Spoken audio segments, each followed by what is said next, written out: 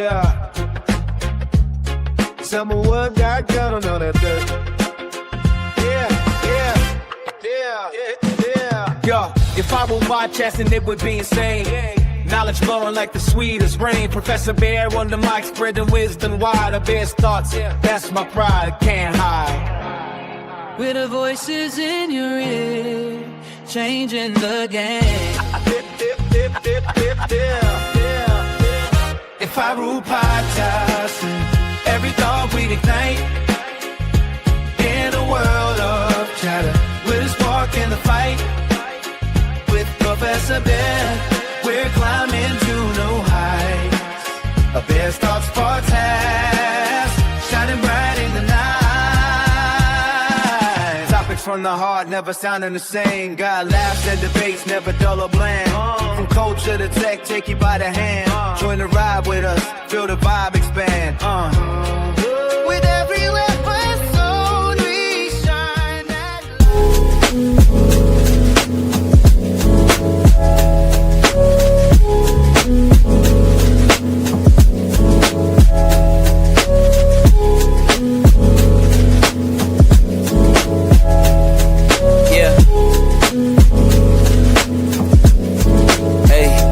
beginnings on the cusp. Not too old to adjust. Old dog, new tricks. Remember, I was just a pup. Something dirty in my cup. Clean soul. So tune in, don't miss what we got to share. If I rule podcasting, I spread the love everywhere.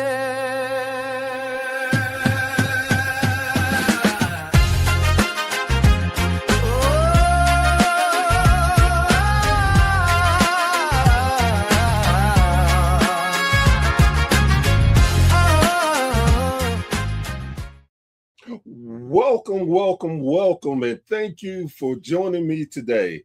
I am Professor Bear, and this is A Bear's Thoughts. And guys, girls, I have been just rolling along in 2026 with this Wrestling Podcasters Appreciation Month. It's been an amazing journey to get to talk to not just friends, but new podcasters that I've just met. It's been great to hear the different stories, but it is always amazing when you can have family on. And this gentleman, he is a part of family of the WSN, and he has a great podcast.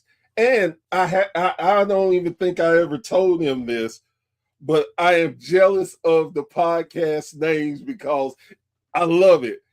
I still call it a Lariat Podcast. This is my man Steve. Steve, how are you doing today? Bear, how you doing, brother? It's good to be on here, man, and I appreciate that. That name in the Lariat Podcast Network, that's been one of the good ones. I also like, now that we have a couple other shows on there, we've got Down the Wrestling Rabbit Hole. We've also got You Heard It Here Worse, which is our comedy and lifestyle show. So there's a lot going on, man, but it's good to be here. And man, I always love talking to you, man. You're a wrestling guy like I am. Yes, sir. And before we get in depth into the story, because I have forgot, you would think doing this enough, it would just, but it don't. I get so caught up in stories and stuff, I forget. But I do not want to forget, guys, girls, above me is a QR code, and this is to the Lariat network on, I'm going, this blankness. This is what happens when you get old, guys. It just happens. On YouTube, and like Steve said, they have a lot of great content that y'all definitely need to check out and enjoy. But with that, all of that being said, I have to ask the question I ask all my guests first. What got you into loving wrestling? Oh man, I know he's not your guy, but I'm an old school Hulkamaniac bear. I grew up in that era. You figure little 3-year-old me was sitting with my dad watching primetime wrestling. For the fans that are not old enough to remember primetime wrestling, that is the predecessor to Monday Night Raw.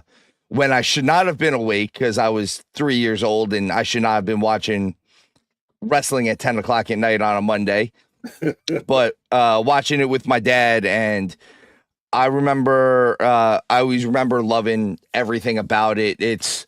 I'm a comic book guy too, and wrestling is as close to real life superheroes as I can think of. You got brightly colored outfits, people flying around doing superhuman feats, and I think what ended up cementing it. It's funny because my first wrestling event I ever went to is one of those WrestleManias that people kind of pan as one of the worst WrestleManias. But that's WrestleMania 4 when Macho Man won the title for the first time. Oh. And it left such an imprint on my life that the scene that's on the cover of WrestleMania 4, which is such an infamous scene of Macho Man holding Elizabeth with the belt and she's in that beautiful white gown at the end. I literally forced my wife to recreate it when we got married. She did not realize I was going to do it. I snuck it in. I had the DJ, as we were walking out to the reception, halfway through the walk, start playing Pomp and Circumstance, Macho Man style. I threw off my jacket and I put her on. I did the whole thing. And you know what? To my wife's credit, she went along with it. She was like, "This is a lot of fun. This is great." So it's more proof that I got the right one, but man, that could have ended badly. Oh yeah. And at least she was cool with it and the whole thing. But it could have been as soon as you sat her down, like as soon as we get to the back, me, you're gonna have a conversation. Yeah, like you might want to take that ring off already. Oh man. So with that being said, let me clear up some misunderstandings real quick. I am not a Hogan guy, never have been, but I respect what he's done for the sport, and I recognize if it wasn't for Hulk Hogan, wrestling wouldn't be where it is. So that's always what we say. That's even when we did our Hogan tribute, I guess it would be the memorial. I made sure we separated Hogan the character. Hulk Hogan is not Terry Bollea. Right. Hulk Hogan is the man that the National Wrestling expansion's back was built on as much as Vince was. Like, so you have to look at it that way. Is would wrestling be a multi-billion-dollar industry right now if Hulk Hogan wasn't here? Because it's hard to say it would be. Very true. And here's one that I learned that blew my mind. Did you know who Vince McMahon wanted instead of Hogan? So I've heard two names. Okay. I've heard originally the rumor was that if he did not run with Hulk, he was going to try to run with Snuka.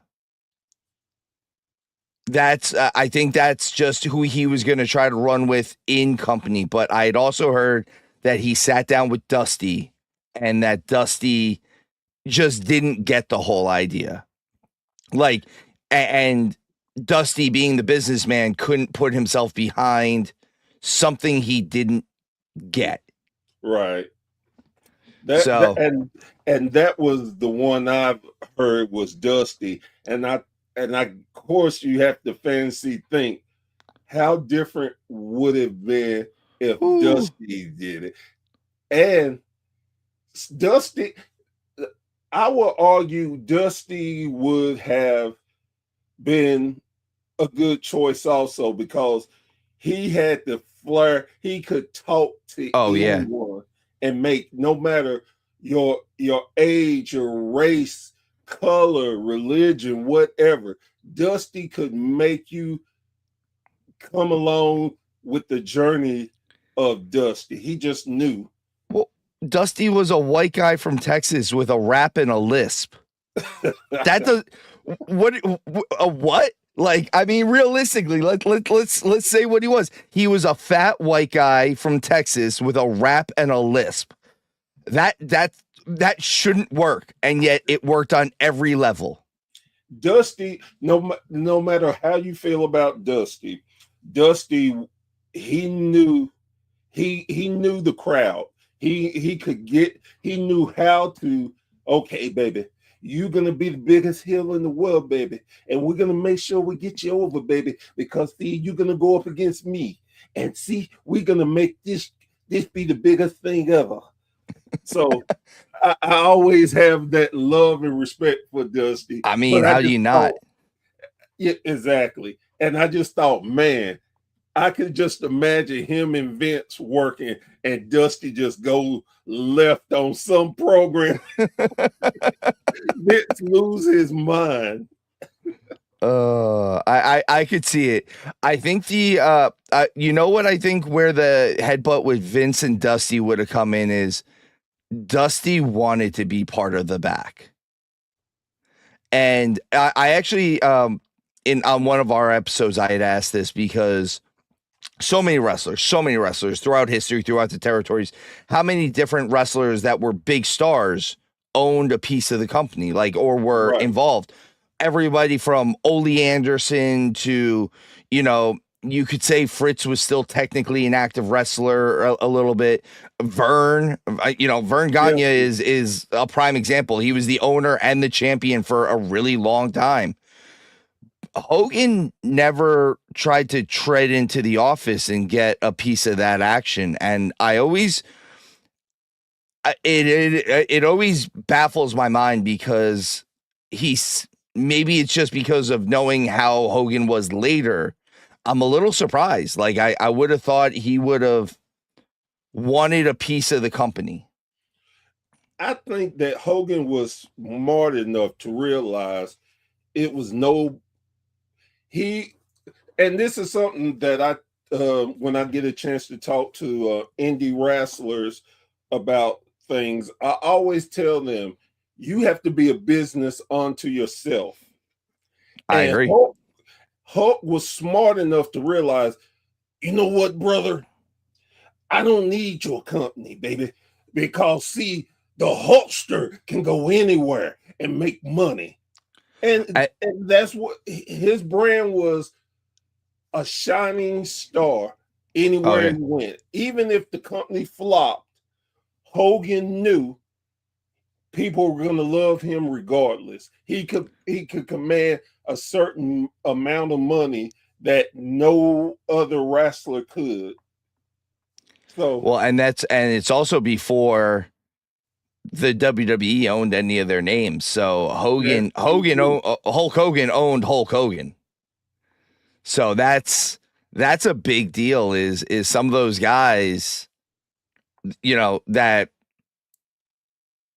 when they got changed into whoever they might have been. Don't get me wrong. I'm sure Tony Atlas doesn't mind that he doesn't own Saba Simba, but like some of those guys, I mean, that's why Warrior legally changed his name originally, is because Vince owned the Ultimate Warrior gimmick. So that actually does that makes a lot more sense to me is why they did it. And listen, I say the same thing coming from the indies. I tell some of these guys, like, you gotta make yourself a business. You have to make sure, honestly, I obviously do not wrestle anymore because I am what scientists call old. But I actually got lucky enough to sit in a locker room with Kevin Nash once. And Nash told us one wrestling story the whole like 3 hours we were sitting in this locker room. Only one. The rest of it was mind your money, watch your money, Make sure you're doing this. Make sure you're paying attention to this. If you get comfortable in a certain lifestyle, make sure that you're always keeping enough money around you to stay in that lifestyle, because dropping out of that lifestyle is now going to be hard. It's going to be harder than when you were in the lower tier the first time, because you've gotten a taste of something else. Like, he's like, look, I obviously don't make WCW, WWE money anymore. But he's like, but me and my wife like to drink good wine. We've got an entire, basement full of different good wines and stuff like that. He goes, I'm not giving that up. I was like, okay, that's always one of those. Yeah. Like, once you get comfortable in a lifestyle, make sure you can keep that money around you, that enough money around you to stay pretty much in that lifestyle, at least. That I don't think Kevin Nash gets enough credit of being a businessman. We both heard stories of how Kevin stabbed people in the back, always looked out for himself, this, that, and the other. And I won't sit here and blow smoke up anybody's ass saying, well, that's not true. I honestly don't know.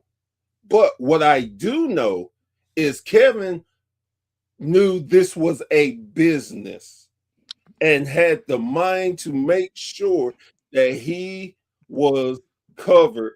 Like you said, telling you guys that story.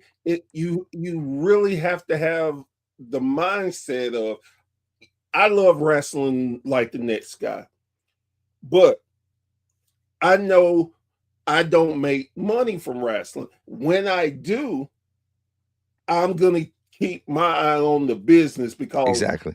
bar none, the first thing is wrestling is a business. And It's a business. So many older guys who went broke, had to still go out on the circuit trying to get money and different things. It's sad, but unfortunately, it's the way of the world. You have to pay attention. Well, and on the other end of that spectrum, some of these young guys, or even some of the younger fans that don't understand, I'll say more maybe the young smart fan and the younger worker. Listen, Dusty got it, Hogan got it, the guys in talent relations get it, the Jim Rosses, those guys, they get it. Jim Ross's most famous line is, I don't care who wins, I don't care who loses, so long as there's an ass every 18 inches. At the end of the day, the name of the business is not wrestling, it's promotion. It's making money. Same thing, boxing. Boxing is not about pugilism. It's about making money. Yeah. Every sport. Hell, if you look at every sport now, if you look at the NFL, the NBA, MLB might be a little different. Who knows? But almost all of those the quote unquote traditional, legitimate, if you will, sports, they're not labeled as sports companies anymore. They're labeled as entertainment companies. By the way, if you guys want to go look that up, NFL is labeled as an entertainment company. So tell me again how the rest of the sports aren't fixed. I don't care if that makes me sound un-American. My sport is fixed. We admit it. Yeah, hey, 1,000%. And I have the adage is, okay, when you go to the movies and you watch superhero movies, you know it ain't real, but it doesn't stop you from loving and enjoying it. So exactly. I say it all the time too. It's not that we're not real. It's not that pro wrestling isn't real. I like to say it this way because I always like the movie reference too, is a movie real? No. But is what a stuntman does real? That stuntman really flips that car. That stuntman really falls down those stairs. And that's what pro wrestlers are. They're stuntmen that have to do it in one take in front of thousands of people to get up to do the next thing in one take. Like, that's Hollywood can't work. Hollywood doesn't work like that. Nope. Pro wrestling for the most part is Broadway. I always liked when Finn Balor said, like, when you went down to NXT, like WWE main roster was Hollywood and NXT was Broadway, because your eyes were so fixed on you. But WWE is like Broadway. And who just passed away recently? It was Diane Keaton, wasn't it? I believe. Yes. Diane Keaton. She was a wrestling fan. Did you know that? Yes, I did. And one of her lines was, one of her things in the interview was that pro wrestling is one of the highest forms of theater you can ever engage in, because you have to elicit emotion while also being physical. Like, you're telling a story with your body, but also eliciting emotions from fans and people on TV and everything. So she actually said in a written interview with like People Magazine or something like that, that wrestling is one of the highest forms of theater she's ever watched. You can't argue with that. I mean, you just can't. No, I mean, it hooks people like us forever. Oh man, we could sit here. I know we could sit here for hours going through stories and tales of different things. How wrestling helped us. How wrestling hurt us. Yeah, how it hurt us. How it made us fall out with people. It's a rocky relationship, man. It really is. It's not quite abusive, but it's a little strained at time. Oh yeah. So so my next question is, from the love of wrestling, how did you translate over? Well, first, because I didn't know that about you being a wrestler. How did you go from fan to being a wrestler? So most people don't realize this, because right now I'm sitting big. I'm above the 250-pound mark right now, and that's big for me even. But with that said, I'm 6'2". I sit taller now, but I grew up as a small kid, and no one realizes that. I didn't get tall even until my senior year of high school, but I had been a martial artist my whole life. I have a black belt in karate. I still train jujitsu when I can. But with that said, I went through high school. I didn't do amateur wrestling because it was very heavy on weight loss, and I was already small. I didn't want to lose any more weight. So I got very into martial arts and did stuff like that. And then once I got out of high school, I gave I'm being generous if I say I gave college the old college try. I gave college a try, but also we were not exactly the most financially stable family. So I was going to school full time and working full time. Not a lot of full-time college students are doing 40 hours a week somewhere. Right. And so I would go to class at 8:00 in the morning, go to class from 8 till about 2, pretty much every weekday. And then I would go and work the late shift at Walmart, of all places, until about 1 or 2 o'clock in the morning. Jesus. And then fall asleep doing homework. And finally, I remember I just looked at my mom one day, because I was still living at home, and I was only about 19 years old, and I was like, I don't think this is the right path. I don't think college is it for me.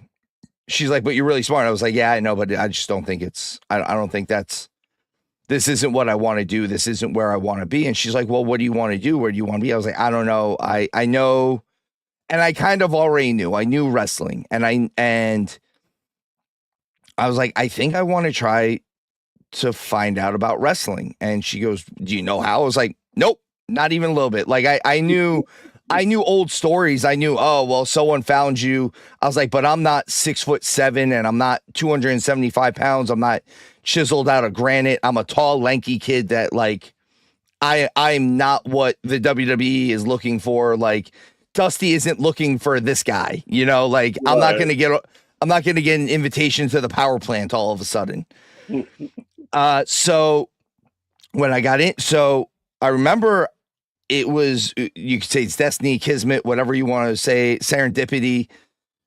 I was watching late night television and stumbled across cable access one night, and coming to you from New Jersey was Phoenix Championship Wrestling, run by Donald Bucci, who, if anyone knows the Bucci name, that is Mike Bucci, Simon Dean Nova's twin brother.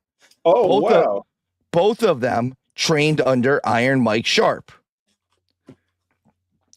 And because of his, first of all, he had a money mark, but also because of his relationship with his brother, he was able to bring in major indie talent into small town parts of New Jersey and run bigger buildings because of it.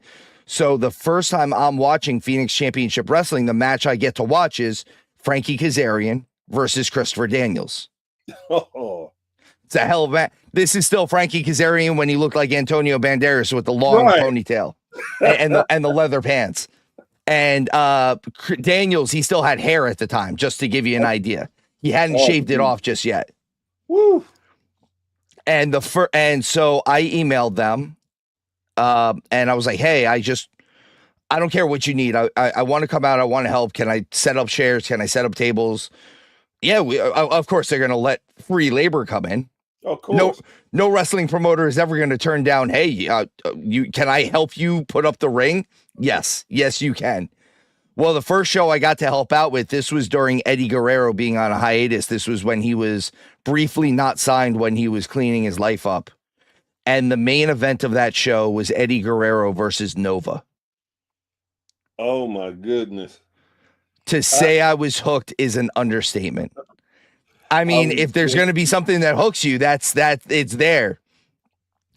And they would let me every so often come in, and one of the guys would maybe bump me a little bit and be like, okay, take 2 or 3 bumps and then go back to work, kid. Go back to work, kid. So after doing that for, I would say about 3 or 4 months, really getting to know, I got to know different aspects of the indie business, which was nice. I got to see how sound guys work. I got to see how high level might be a stretch. Medium to high level indie wrestling was working at that time when there was no territories. So Ring of Honor had just really come around. TNA had just started coming around at this point. This is that 2004, 2005 area. Territories are dead. There's no WCW. TNA is still on weekly pay-per-views, all that stuff. So they're finally starting to get some opportunities, but indie wrestling was where you went. And at the end of the summer, it was the beginning of August, I remember, they did a show. It was for Russ Haas, Charlie Haas's brother. It was his, they did a Memorial Tag Team Cup. And because it was a memorial, they were able to get guys from all over. They got guys from OVW at the time when they were WWE's developmental system. So Kevin Thorne, Seven, whatever you want to call him, was on there. There was Umaga well before Rosie and Jamal, whatever you want to call them. Before they were 3-minute warning, when they were just the Island Boys on the Independents, they came. Charlie was on the show. He ended up winning the whole thing with Nova as his tag team partner. There was a 3-way title match. It was Frankie Kazarian, Jerry Lynn, and Low Key. Damn. Yeah, like, woo. Shows like this will hook you. And to coincide with the show, though, they were doing a Jerry Lynn seminar. Well, I've never taken a real class, so how they hook you was, hey, if you can take this seminar, you take a bump, and you still want to keep doing this, maybe you are meant for it. I took my first bump, and it was like the first time I heard the Beatles, man. Like, my eyes lit up, and I remember I wanted to make sure that I stood out. So I showed up in probably the best shape I'd ever been in at that point. My cardio was way, way up. I was lapping people while we were running the building. I can't do that now. I'm old and fat, but but at the time, like, even the kids that were younger than me, I'm lapping them. I'm like, all right, I feel good. And I've had some injuries already at this point. So I'm like, all right. And then I got to do some cool stuff with Jerry, even like some of the basic drills that he was working. He would pick me to do it because I was at least tall. And after doing that, I was like, all right, this is it. So I let me clarify. I did not grow up rich. When I say the terms, I had an inheritance. My grandmother worked as a nurse, and she did double duty. She would do full-time at a hospital and then do part-time extra duty, private duty for an older gentleman that was basically on hospice. When I say I got an inheritance from him, the inheritance was $1,000. Don't make it sound like I got millions and millions and millions. But I got $1,000 in like 1988 or 89. And it sat there until 2005, just collecting interest. Well, that $1,000 turned into just enough money to pay for wrestling school, buy a pair of wrestling shoes, get knee pads, pay off whatever debt I had left over, and get me down to zero so I could just start wrestling. And I went down to the world famous Monster Factory, Larry Sharp's Monster Factory. Oh my goodness. And if anyone is wondering if this is a true story, if I'm really from the Monster Factory, you can go on Peacock right now. I'm sorry, it's not on Peacock anymore because they took all the WWE stuff. If you go on Netflix right now and you go and watch the Damian Priest documentary, because I trained with Damian, he showed up 2 weeks after me. The picture that they used to show the Monster Factory is a young Steve Zaff putting someone in a headlock. Priest isn't even in the picture. It's just a picture of the Monster Factory. Oh, wow. So so I went down there. I actually still, I have a box full of my wrestling memorabilia, like from my career. And I actually found the handwritten invoice from Larry Sharp.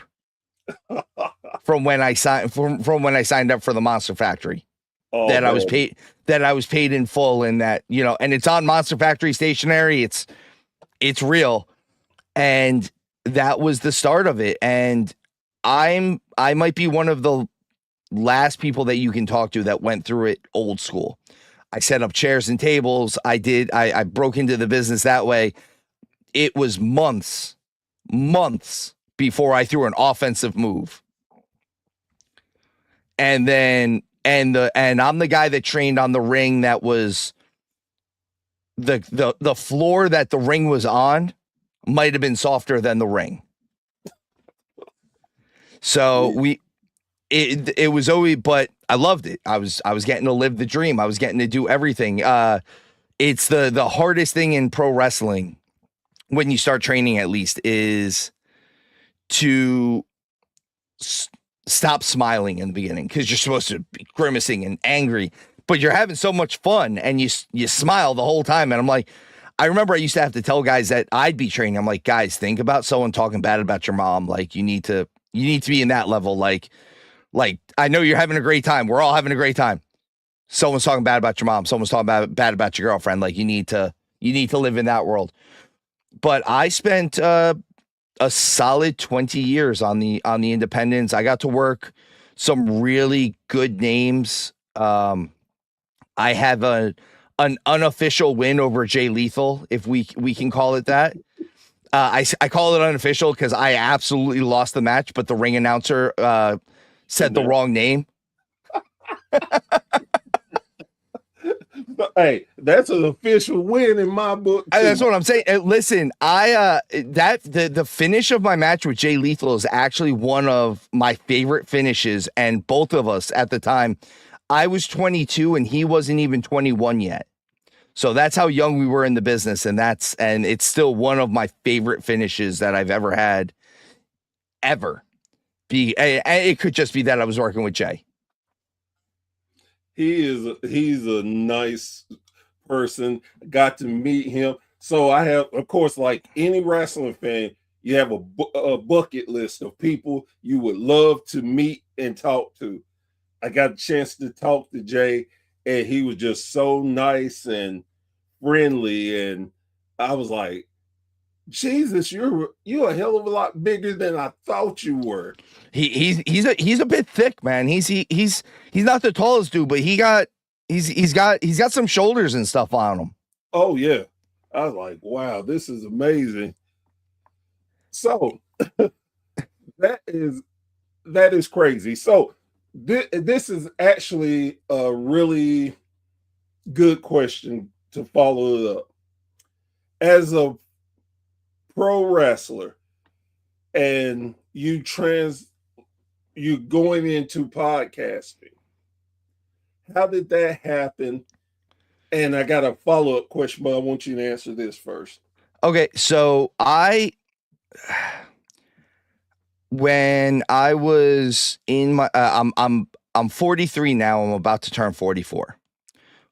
When I hit my late 30s, early 40s, I hurt my back. I did not do it wrestling. I did not do it in the gym. I did not do it training jujitsu. I did it at my shoot job. For anyone who's wondering, I fell at work and compressed the disc in my back. It was in my lower back. I ended up having about as minor of a back surgery as you can possibly have. I don't want to sound like I had fusion surgery. There's nothing fused in my spine, nothing like that. I still move great. Everything is good. But it was going into it. It was a lot of time of trying to do pain management stuff and trying to just keep up with that. I actually had a few epidurals and things like that. And then when I was talking with my wife, to her credit, is one of the first people in my life and especially relationships that I had ever had, where she wanted me to stop wrestling, not because of jealousy of me being on the road or anything like that, mistrust issues. It was never that issue. It was, you're hurt. I don't want you to get hurt. I don't want you to be hurt. I'm worried about you.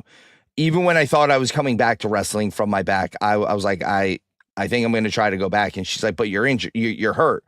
And of course, like every idiot professional athlete, I go, yeah, but I didn't hurt myself wrestling. Right. That's not really the right answer. So I was 40 years old and I had back surgery. I had not wrestled in over 2 years at this point.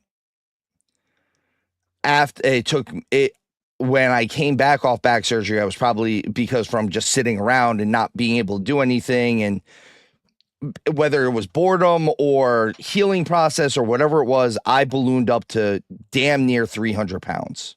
Oh, wow.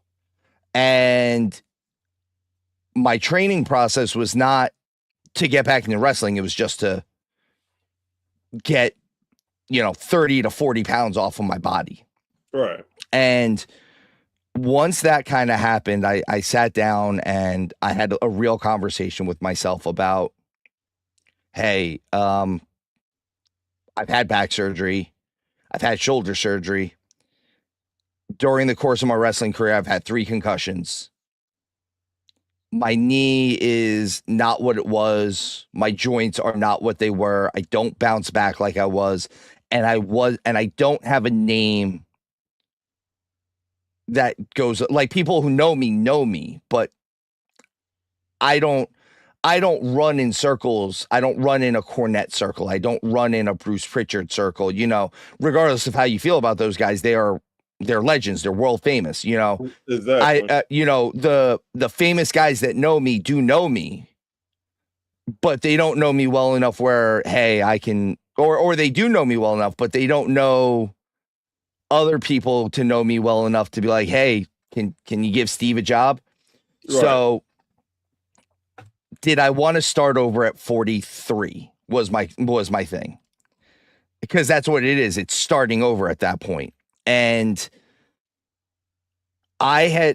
before I kind of had the conversation with myself, even before I had the surgery. And I was like, all right, well, and I started talking to my buddy Mike Showtime, who's actually my former tag team partner as well. But to go along with that, he's been my best friend for 30 years. And for 30 years, me and Mr. Showtime, Michael Wright, we've known each other since high school. So we jumped on, and I was like, hey, if I start doing a podcast about wrestling, would you want to start doing it with me? And I was lucky enough at the time he wasn't working. So he's like, I wouldn't mind, but also his wife was pregnant at the time. So he's like, I don't know if we're going to be able to do this. I got a baby on the way, a third baby on the way. I'm sorry. This was his third kid. So I was like, all right, well, I get that. And we kind of kept bouncing around the idea of doing it. And we had bought all the equipment. Both of us were set up for it. I had my computer. I had my microphone and my headphones all set up. I was ready to go. And I remember no one could figure out a time to set up just even a test recording. And we had bounced back and forth for so long. It was just before WrestleMania 40. No.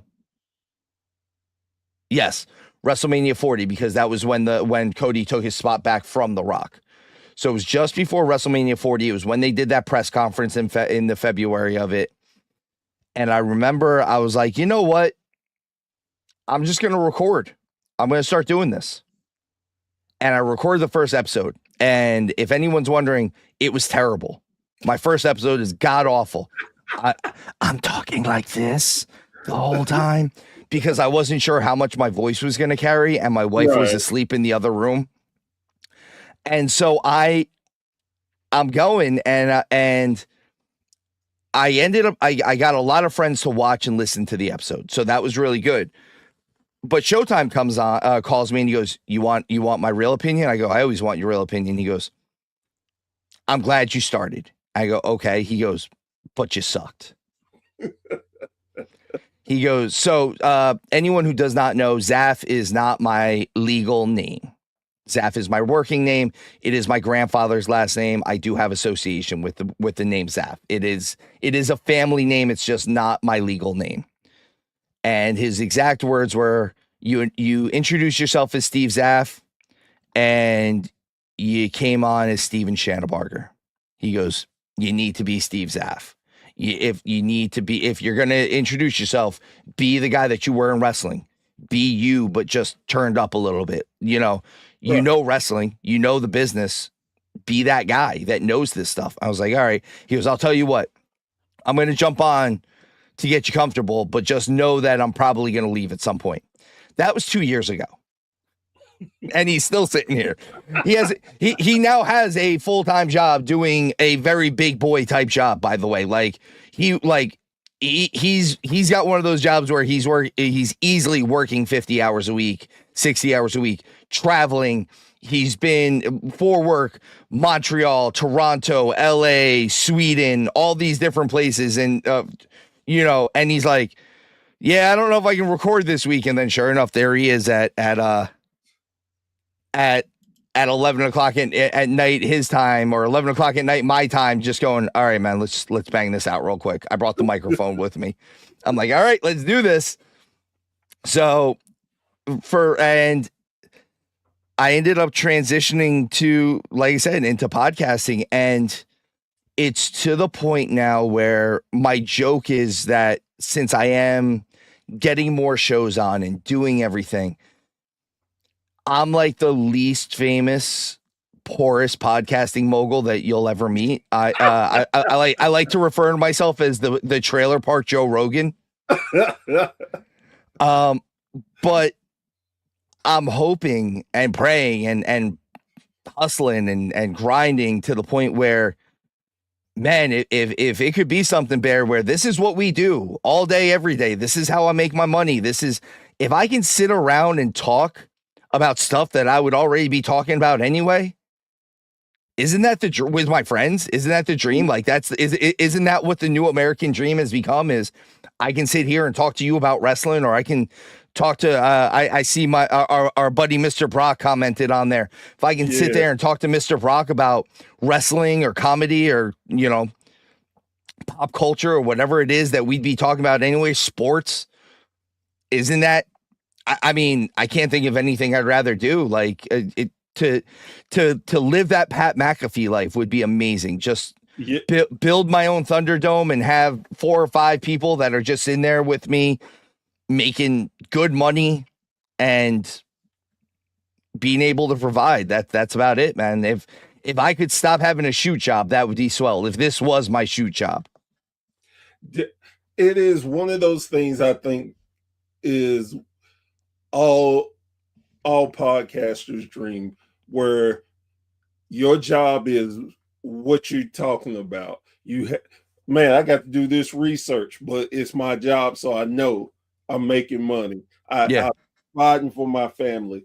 And to get to my second question, and this I think plays a part with all of us, but more towards you because you have been a professional wrestler. And as you know, I try to be very respectful. I never try to overstep my bounds when it comes to wrestling. I've watched wrestling for over 50 years now, just about. But what me watching versus someone who actually done it, I would never step to the point of thinking I know more than someone who does it. Even if I do, I would never say that out loud because I feel like that is the ultimate sign of disrespect for people that bust their ass for the sport that we all love. That's what I'm saying. Never be that disrespectful to someone. But now going through all that, my question is, when you have a moment and you watch other podcasts, do you get insulted by some of the podcasters that are, I'm just going to say it, they're bullshit? Insulted, I think, is a strong word. Here's what I say a lot of times is, so over on Lariat, where we are knowledgeable, we are very knowledgeable. I've been in the business. Showtime has been in the business. The people that we pull in have all been in the business in some level of it. We all work within the business. Honestly, even on the network, even on Down the Rabbit Hole, Howard is you. He's the 50 plus year fan that just loves it and doesn't overstep his boundaries, doesn't assume to know what he doesn't know. But he's teamed up with Mozart Fontaine, who's a damn near 30-year veteran. You know, he's still wrestling. He's 51 or 52 years old, and he's been wrestling since 97. He's almost been doing this 30 years now. Right. So I don't want to say insulted. My thing is, for the longest time, we joked around on Lariat that we were the biggest champion for TNA wrestling for about a year and a half. We would tell everyone, you need to watch TNA. What all the things that you have gripes on with the WWE and AEW, TNA is giving you a good wrestling product. They just don't have the production value that the billionaires do. But you're getting a better show all around. The show doesn't insult your intelligence. It has good wrestling storylines. It has good wrestling. It has a good balance of of story to match. You know, you have that good ratio that you need. You're not getting 3 hours with 10 minutes of wrestling. You're getting a 2-hour show, and you might get 4 or 5 matches on that 2-hour show. And not every match needs to be 30 minutes. Sometimes a match can go 10 minutes and still be entertaining and fun to watch. And sometimes that's what you get. But again, the production value was not there. I, for the longest time, associate us as the TNA of podcasting. We are easily more knowledgeable than, like you said, some of the bullshit that's out there. We are easily more insightful than some of the other people out there. We've been in the business. The people that we know, I might not be able to pull Cody Rhodes onto my show, but we just had Bob Evans, and I bet you that your favorite wrestler knows who Bob Evans is. You know, it's one of those things, like the people we bring on, they bring on real insight and real knowledge. And it's even one of those things where I as just being me, I didn't want to bastardize my show, because so the most famous person that I've had on the show for any interview or conversation was Big AJ from the Costco guys. Now, I have known AJ for over 20 years. I wrestled AJ before he retired and became a Costco guy and then got signed by AEW. You know, I've known him when he was just Power Child Eric Justice.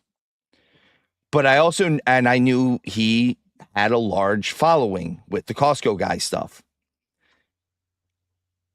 I refused to bring him on because he was no longer involved in wrestling. I didn't care how much it was going to help the show. At the time, and then the only reason why I brought him on was literally I'm watching an AEW pay-per-view and there he is on the pre-show, and I went, well, now I got to do it. And sure enough, to his credit, he's always been a great guy to me. He's like, he was Big Brother Power Child back in the day. He was the guy that, hey, you need a baby face that can wrestle, you should talk to Steve. So that was always, he always made sure like to look out for me with promoters and stuff like that. So I can't ever speak ill of him. However he makes his money is how he makes his money, and I do not bash that in any way, shape, or form. He's not hurting anybody. Exactly. And I but sure enough, I messaged him. I was like, hey, I just saw you on AEW. Like, that's awesome, man. And he sent back, he's like, oh, thanks, you know, sent me the boom and all that stuff. And then I was just like, hey, not to sound too self-serving, but would you ever want to just come on my podcast and talk a little bit? He goes, yeah, I'd love to talk wrestling. He's like, you know, me and you always got along great. And this is something people don't realize is the show he came on for me, he had only told Bleacher Report 2 days earlier that AEW signed him for a match. Oh, wow. I'm the first actual podcast that he came on to tell everybody. Man, that's amazing. But like I said, it's not insulting. You know what it is? I think the word bear is frustrating. Oh, it's frustrating to see to see people who don't put as much work in as I do, to see people that don't. And I don't want to be the guy that gripes about stuff. That's not who I am. I don't want to but every so often you hit a wall, man. And I will admit that it happens. And sometimes you got to bust through it. I think the biggest thing you can do, and this is my advice to anyone out there that's listening to us, watching us, whatever, focus on some of your little wins. Take a little win. An inch forward is still better than nothing. Take the inch. Take a second inch. Get to the next spot. Know that you're surrounding yourself with good people is also a big thing. I know that the people on my shows are good people. They're support. They help and support me. They know who I am. They respect me. They respect my opinion. They see my hustle. And, you know, they're creative people on top of it. So it's nice to know that I've got those people. And even, you know, as far as the Wrestling Society Network goes, I know I got good people over here, man. Like, you know, you, Brady, all these guys, all these people, guys, girls, everybody there. It's good to have the resources, but also to make sure that those resources are legitimate. Like, yeah. You know, you know, you can lean on a small piece of wood or you can lean on a big piece of wood, but if the big piece of wood is made out of balsa wood, it's still not holding you up. Right. That is so deep, and it hits home, and me not trying to be negative in any way, and I would never like just get on here and start blasting any podcast because again, I feel like who am I? Yeah, well, I mean, someone's putting work into it, right? Like that's the thing exactly. is, and it's like that's I guess was where my idea to doing this appreciation came from because I know there are so many different podcasters out here who are busting their tail. You can see their work, you see the hustle, and I don't think there's enough respect and love that goes around. And for me, it was like I've seen it as being blessed to live 52 years. I've lived through it where you lose a family member or a good friend and you didn't get a chance to tell them how you really felt. You didn't give them their flowers. So my philosophy now is any person that's close to me, I'm giving flowers. that's awesome, man. Anybody that runs in my circle, I'm giving you flowers. Hell yeah, so, that's awesome, brother. And that's why I will have you on the show to give you your flowers, not for just being a part of WSN. It has nothing to do with that. It's because I respect you. I see what you do on a weekly basis. You always are hustling. You're doing the best for pro wrestling because a lot of people don't understand. Like you said, you could call us moguls, but we're the brokest moguls. Yeah. I don't know about you, but I'm recording in a closet right now. I'm just saying, I made it look nice. This is studio 9 3/4 though. I'm recording underneath a set of stairs over here, brother. Like let's not act like I'm living in there's no multi-million-dollar mansion going on over here. So hey, because if it was, man, I'd be talking like, bro, look, come on, I ain't asking for the world. Listen, I listen. If that money was already rolling in, you know that occasional message about money for WSN wouldn't ever happen. I just like, just here's this other little account. This is my WSN account. Here you go, guys. You just do what you do. Exactly. and that's and to me that's the most beautiful part of this.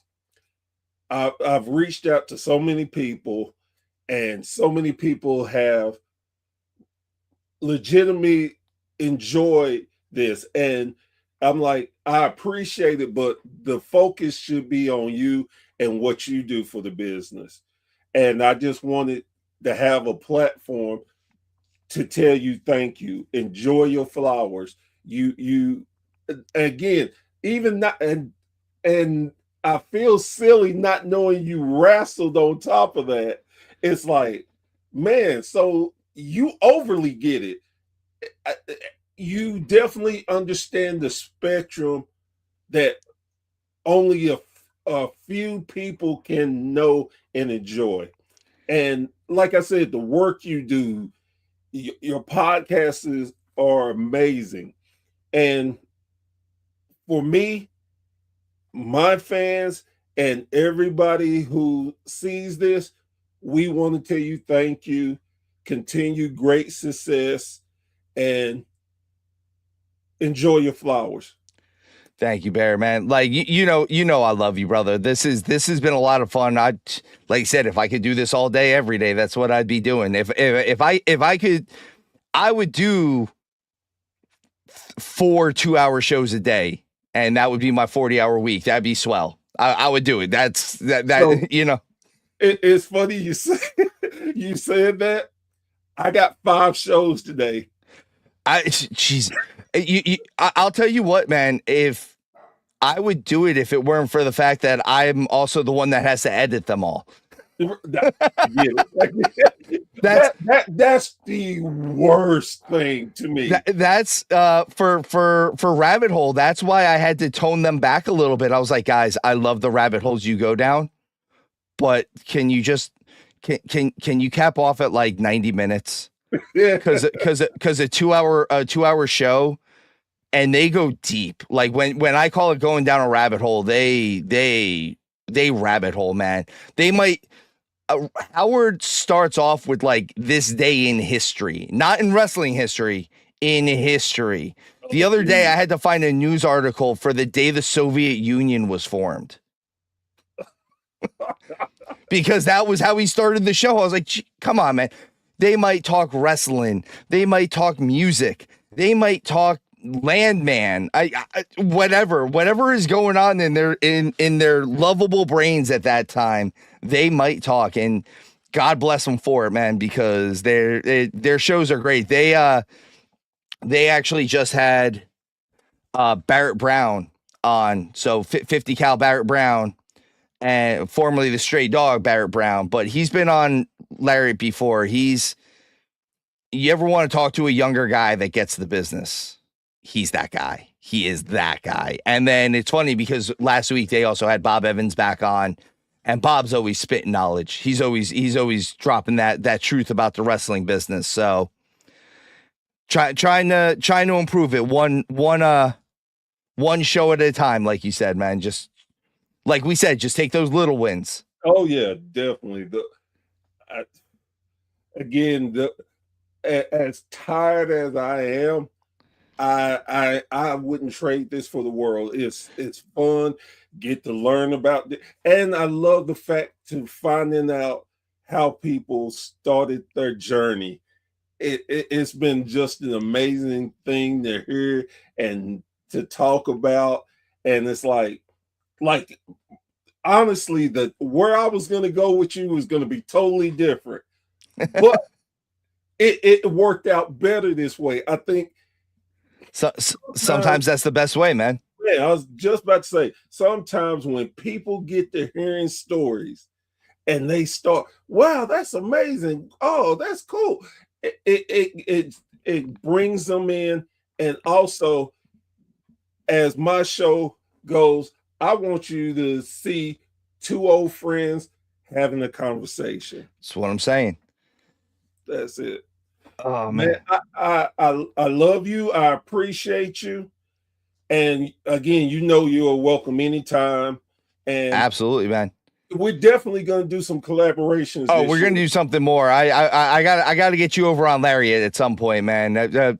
We got a couple big things coming up first, but let's plan to get you over there to talk some of that wrestling. Honestly, you Howard and Mozart might cut it up a little bit, man. Like two people that have been fans of wrestling for 40, 50 years and a guy who's a 30-year veteran who's also been a fan since the territory system. Like, you talk to Howard and Mozart, and the most used word on their show for the 16 episodes that they have is Barry, because of the amount of times that they said Barry Windham.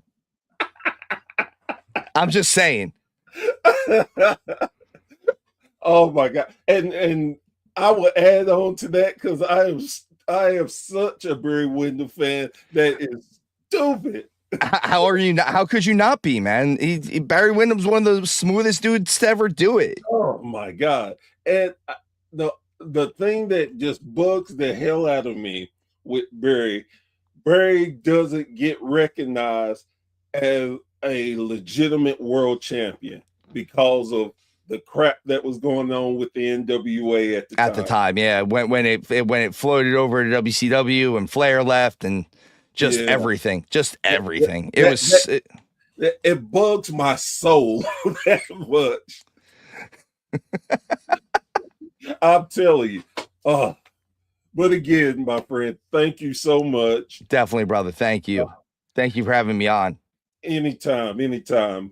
Guys, girls, thank you for joining us around the campfire to hear another amazing story and learning, again, so much knowledge that podcasters we are different. We're different beasts that you would never know what got us into what we're doing, but I can guarantee you one thing is true. We love what we're doing. So I do love it. Guys, girls, thank you again. I am Professor Bear. This has been the Bear's Thoughts, and we'll be back around the campfire very soon. Y'all have a great one.